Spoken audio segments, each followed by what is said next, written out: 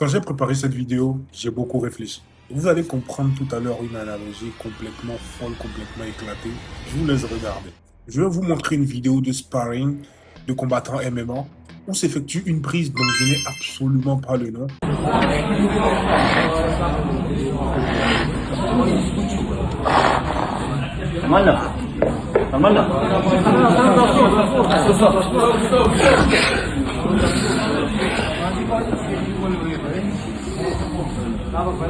Cette prise, un peu à la jiu-jitsu brésilienne, où il n'y a plus pratiquement aucun espoir à la victime, une fois prise, ramenée au sol et soumise à cette position de s'en sortir, s'appelle tout simplement le buggy chuck. Et j'espère que je l'ai bien prononcé.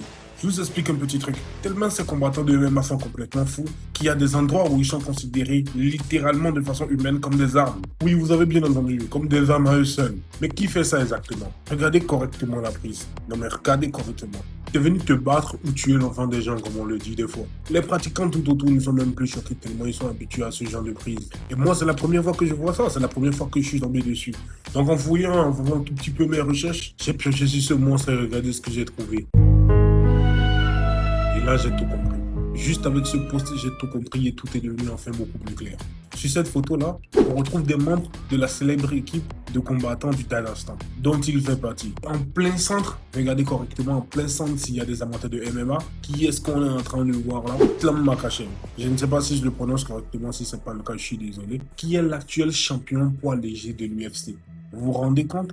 Et je suis sûr, passionné ou pas, que vous êtes déjà tombé sur l'une des vidéos de ce gars. C'est l'un des meilleurs combattants pour l'enfant au monde. I'm gonna beat Kinguru for sure. I know Kinguru have good striking, but nobody check the grappling.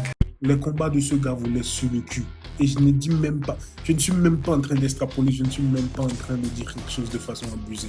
Et je pense que pour faire une vidéo sur ce gars, il va falloir du temps, il va falloir des recherches. Pas tant que ça, parce qu'on a tellement de preuves sur ce qu'il est. Mais juste dès que je l'ai vu sur l'une des photos de ce que ce monstre-là était en train de faire subir à son adversaire ou à son sparring partner, j'ai tout de suite compris. Ces gars ne s'amusent pas.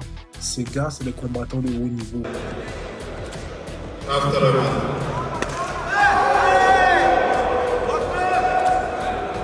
Ces gars, c'est des monstres. Et si vous suivez un peu leurs histoires, enfin, moi j'ai déjà suivi pas mal d'histoires de ces gars-là, c'est des gars qui ont consacré toute leur vie pratiquement à cet art martial, au jiu-jitsu, au MMA, avec tellement de disciplines d'art martial combinées, parce qu'ils avaient plus d'opportunités. C'était ça ou la mort. Directement, il fallait choisir ça, il fallait se donner complètement corps et âme. Et ces gars-là, on se rend compte très vite pendant leur combat que quand ils se battent avec une détermination hors norme, avec une détermination qui n'a pratiquement aucune définition humaine. Quand ils viennent, c'est littéralement pour gagner. Tu as l'impression que la première motivation n'est même pas tant l'argent, mais de prouver à l'entourage, de prouver que d'où on vient, on peut vraiment réussir ce genre de choses. Je pense que je vais faire une vidéo sur eux et voir ce qu'il en sera. Alors cette vidéo, elle n'avait pas du tout été prévue, c'est une toute petite vidéo fan. Et vous vous souvenez qu'en début de vidéo, je vous ai parlé d'une analogie. Je suis tombé sur une vidéo en finissant les recherches et je vous montre c'est quoi exactement la vidéo et à vous de me dire ce que vous pensez. Sachant très bien que d'une part, je suis tombé sur des combats de fou furieux MMA, là où ça se tape, ça se fouette, pratiquement aucune pitié, ça domine avec des techniques comme le buggy chuck. Et là, je tombe sur ce genre de vidéo.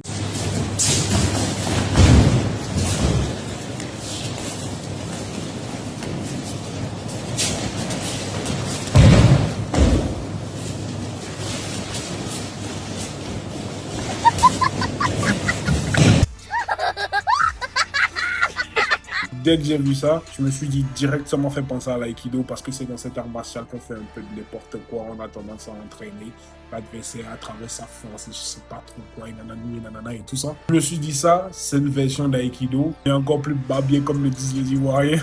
En vrai, moi je ne sais pas comment définir ça, mais vous peut-être vous saurez, je vous laisse me le dire.